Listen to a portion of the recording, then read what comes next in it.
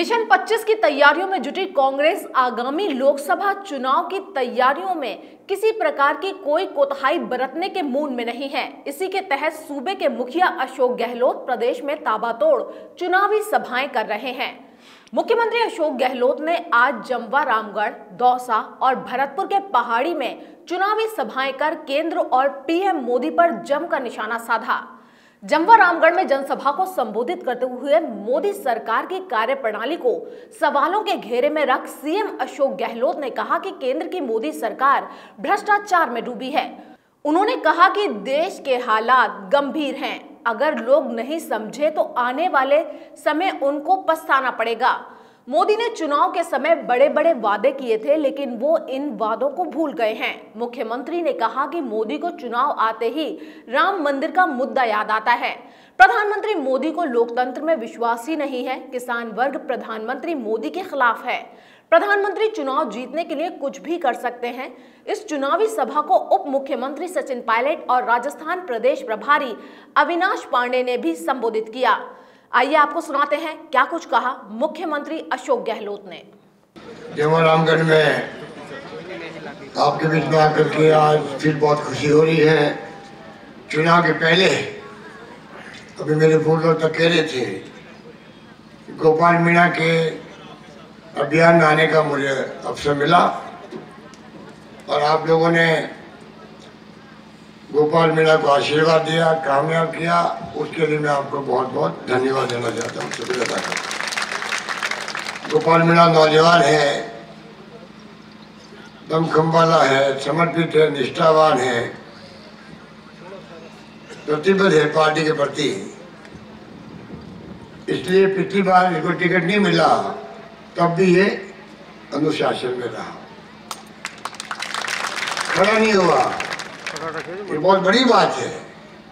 और जो धैर्य रखता है उसको कभी कभी पार्टी से उन्हें मौका मिलता ही मिलता है। गोपाल मीणा इस मायने में बहुत ही अनुशासित सिपाही है पार्टी का। कल परसों इसको कहा एक दिन के नोटिस के अंदर, और इसने तमाम व्यवस्था करी, आप सबको बुलाया, हमें मिलने का मौका दिया। इसके लिए मैं उनका धन्यवाद करना चाहता हूँ। आह्वान करूंगा आप सबसे, अभी पायलट साहब ने, पांडे साहब ने सब बातें आपको कही। हालात देश के बहुत गंभीर हैं। उस गंभीरता को अगर लोग नहीं समझेंगे तो आने वाले वक्त में बाद में उनको पश्चाताप करना पड़ेगा। मोदी जी पिछले चुनाव में जो बड़े बड़े वादे किए, उन वादों का भूल गए।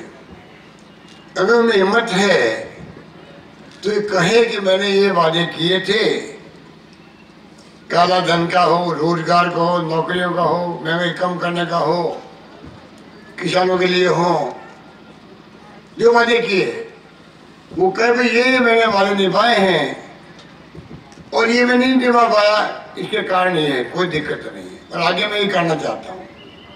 ये इसके आधार पर चुनाव मैदान में जाना चाहिए उनको। और विपक्ष कहेगा भाई आपने ये, आप कामयाब नहीं हो गए, आप काला धन लेके नहीं आए, 1 रुपया भी। 15 लाख रुपये खाते में डाल देंगे हर परिवार में, हर व्यक्ति के, वो पैसा आया ही नहीं खाते के अंदर। महंगाई कम हुई नहीं, अंतर्राष्ट्रीय कीमतें घट गई आधे से ज्यादा तेल की, तब भी हमारे यहाँ दाम बढ़ते ही गए। ये क्यों? रोजगार 2 करोड़ की देने की बात थी, उसका क्या हुआ? ये विपक्ष पूछेगा उनसे। ये लोकतंत्र का कायदा होता है। और फिर आप जो जज हो, आप न्यायिक अधिकारी हो, आप भाई बाप हो लोकतंत्र में, जनता फैसला करेगी देश की कि हमने बात सुन ली है मोदी जी की सरकार की और विपक्ष की, अब हमारा फैसला ये है। ये लोकतंत्र का कायदा है। तो मोदी जी चुनाव आते ही राम मंदिर याद आता है, चुनाव आते ही आतंकवाद को लेकर के जो अगर सैनिकों ने साहस दिखाया उनको हम सलाम करते हैं। हमें गर्व है कि हमारी सेनाओं पर, चाहे वो आर्मी हो, एयरफोर्स हो, नेवी हो, बीएसएफ हो, या कोई पैरामिलिट्री फोर्सेज हो तो घर होता है। ये हमारे रक्षक हैं, चाहे पुलिस वाले भी क्यों नहीं हो। ये तो हमारी सोच होनी चाहिए। उनका जितना उनके प्रति श्रद्धा सुमन चढ़ाए शहीदों के प्रति वो कम है। हमारे पास शब्द नहीं कि इन शब्दों में इन सेनाओं का हम लोग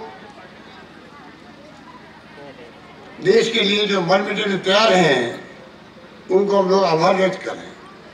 तो मोदी इसके नाम पे राजनीति करना चाहते हैं। कैसे मैं चुनाव जीत जाऊं, ये क्या के तरीका लोकतंत्र में। इसलिए मैं कहता हूं इनका लोकतंत्र में यकीन नहीं है। चुनाव जीतने के लिए कुछ भी कर सकते हैं। ये जनता में 4 साल की राय बनी हुई थी कि चुनाव आते आते मोदी कुछ कुछ कर देगा जीतने के लिए। अगर ये भावना प्रधानमंत्री के प्रति बन जाए तो नरेंद्र मोदी जी के खुद के व्यक्तित्व के लिए ठीक नहीं है। एक प्रधानमंत्री के लिए कि जनता कह जाए ये तो चुनाव जीतने कुछ भी कर देगा, इसका मतलब है उनके बारे में ऐसी आशंका, ऐसा संदेह पैदा होना। जो हमारे देश का प्रधानमंत्री है वो खाली बीजेपी के प्रधानमंत्री नहीं है, वो नरेंद्र मोदी देश का प्रधानमंत्री है। वो उनके बारे में धारणा ऐसी बनती है, ये देश के लिए भी दुर्भाग्य की बात है, उनके खुद के लिए दुर्भाग्य की बात है। ये धारणा बनी हुई थी 5 साल से 4 साल से, और उसी धारणा के आधार पर राजनीति कर रहे हैं।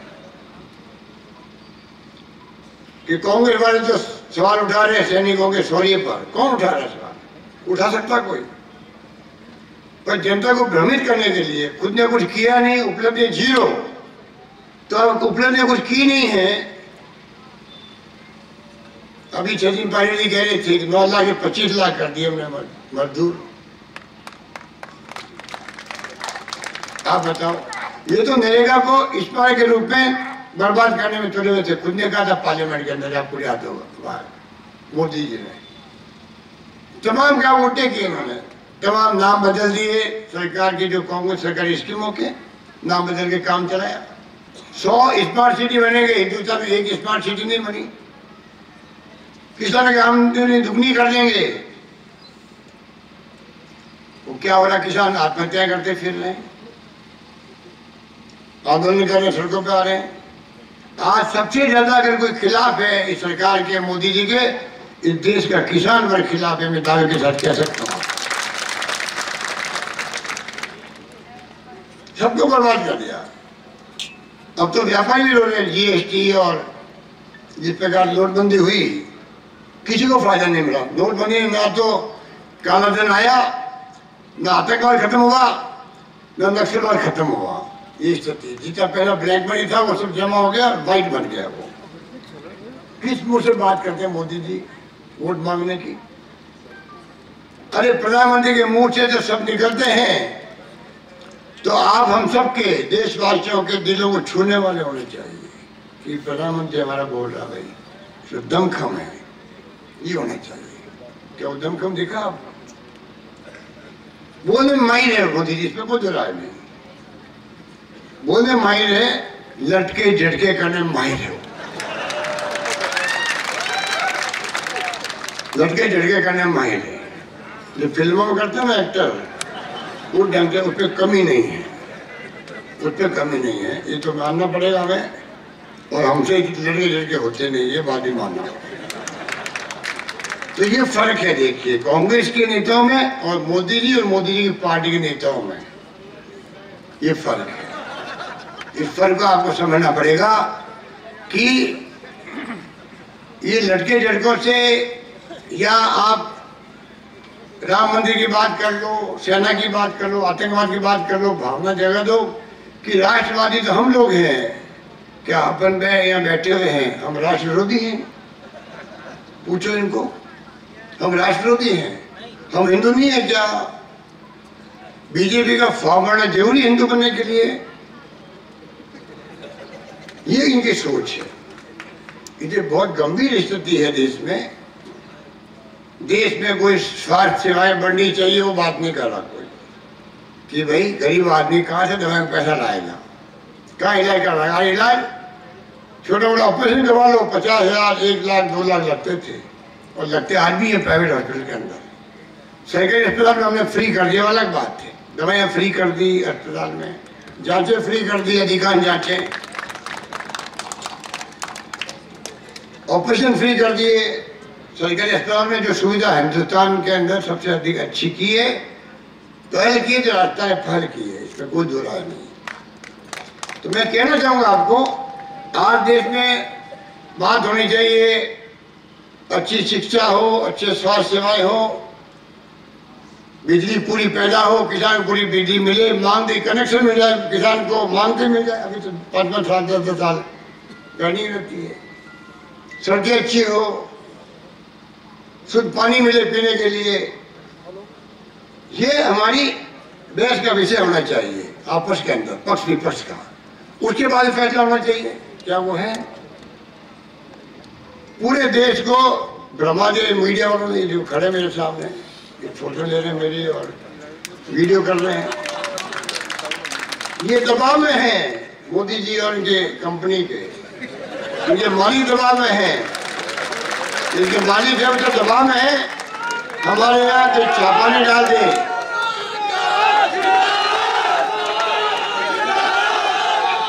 सुनिए, ये इतना भय पैदा कर दिया है, कहीं हमारे वहाँ छापा सीबीआई डाल देगी, इनकम टैक्स डाल देगा, ईडी डाल देगी, कहीं बंद नहीं कर दे। सब मालिक लोग डरे हुए हैं, वो चाहते हुए भी निष्पक्षता से बता नहीं पा रहे देश में क्या हो रहा है। इधर रवीश कुमार नाम का एक एंकर है एनडीटीवी का, सुना होगा आपने, सुना है, इधर ज्यादा सुना होगा नौजवानों ने। उसने कहा कि हमारे एंकर और टीवी ऐसे बर्बाद हो गए हैं, एक तरफा चल रहे हैं सरकार के गुणगान करने में। देशवासियों, 2 महीने तक आप टीवी देखना बंद कर दो। एक एंकर कह रहा है हिम्मत के साथ में, कह सकता है कोई? क्यों कहा होगा कि कहीं ये गुमराह होकर के देश, पूरा मुल्क कहीं गुमराह हो जाएगा तो मोदी जैसा आगे वापस की प्रधानमंत्री नहीं बन जाए। तो प्रधानमंत्री बन गए तो बाद में वो चुनाव होंगे भी नहीं होंगे, किसी को पता नहीं। अमित शाह जी कह चुके हैं, तो क्या चाहते हम राज करेंगे, कोई कह सकता है? पंडित नेहरू नहीं कह सके, इंदिरा गांधी नहीं कह सकी, राजीव गांधी नहीं कह सके, लाल बहादुर शास्त्री नहीं कह सके, नरसिम्हा राव नहीं कह सके, मुरारी भाई देसाई नहीं कह सके, वीपी सिंह नहीं कह सके, देवगौड़ा नहीं कह सके, गुजराल साहब नहीं कह सके, डॉक्टर मनमोहन सिंह नहीं कह सके, और इनकी पार्टी नेता प्रधानमंत्री वाजपेयी जी नहीं कह सके। कौन कह रहा है? अमित शाह कह रहा है। अमित शाह किसकी भाषा बोलता है? नरेंद्र मोदी की भाषा बोलता है। अब समझ जाइए क्या उनके दिलों के अंदर है, किस प्रकार लोकतंत्र की हत्या कर दें। आज देश खतरे में, लोकतंत्र खतरे में, देश का संविधान खतरे के अंदर है और देश खतरे के अंदर है। अगर इसको नहीं पहचाना देशवासियों को, प्रदेशवासियों को, तो चुनाव तो आते जाते हैं, चुनाव हार और जीत होती है। कांग्रेस हारी हो या जीती हो, तो कांग्रेस ने इस मुल्क को एक रखा है, अखंड रखा है। इंदिरा गांधी ने अपनी जान दे दी, सर्जिकल स्ट्राइक हुई है, हमें गर्व है। तो मोदी जी के मुंह से कभी सुना आपने कि हमें गर्व है कि इंदिरा गांधी से नेता हुई थी देश में, जिसे पाकिस्तान के 2 टुकड़े कर दिए, बांग्लादेश बना दिया? कभी कहा? नई पीढ़ी को मालूम कम होगा। 2 टुकड़े हो गए थे, युद्ध चला समुद्र में, स्वाधीन बेड़ा आ रहा था अमेरिका का हमारे खिलाफ में। इंदिरा गांधी उसकी परवाह भी नहीं करी अमेरिका की उस जमाने के अंदर। 2 टुकड़े कर दिए, 90,000 कर्नल, जनरल, सैनिकों को, मेजरों को, सबको हथियारों के साथ में सरेंडर करवा दिया बांग्लादेश, ढाका के अंदर। अब कल्पना करो, दुनिया के इतिहास में कभी ऐसी घटना हुई है? कभी मोदी जी ने कहा मुझे गर्व है कि हमारे यहाँ पर मुल्क में ऐसी नेता भी हुई थी। वो आलोचना भी करोगे कमियों की, तो अच्छी बात की मुख्यमंत्री, प्रधानमंत्री के मुंह से देश दुनिया सुनना चाहती है। इंदिरा गांधी ने खालिस्तान नहीं बनने दिया पाकिस्तान में, पंजाब में, उसका टुकड़ा अलग करना चाहते थे, खालिस्तान देश बनाओ, जान दे दी उन्होंने। उनका मर्डर हो गया, उनका सीना छलनी कर दिया, पर वो अटल रही और देश एक अखंड आज खड़ा है। कभी कहा मोदी जी ने? पंडित नेहरू ने क्या कहा था आज़ादी के बाद में, कैसे 10-12 साल से जेल में रहे, पहले आज़ादी के पहले 12 साल से जेल में बंद होने पीछे करते हैं। उनके ऊपर किस प्रकार छीटाकशी हो रही सोशल मीडिया के अंदर, वो सोच सकता है। ये गुमराह करने की षड्यंत्र है देश में नौजवानों के लिए। नौजवान को समझना पड़ेगा सच्चाई क्या है। 70 साल में क्या किया कांग्रेस ने?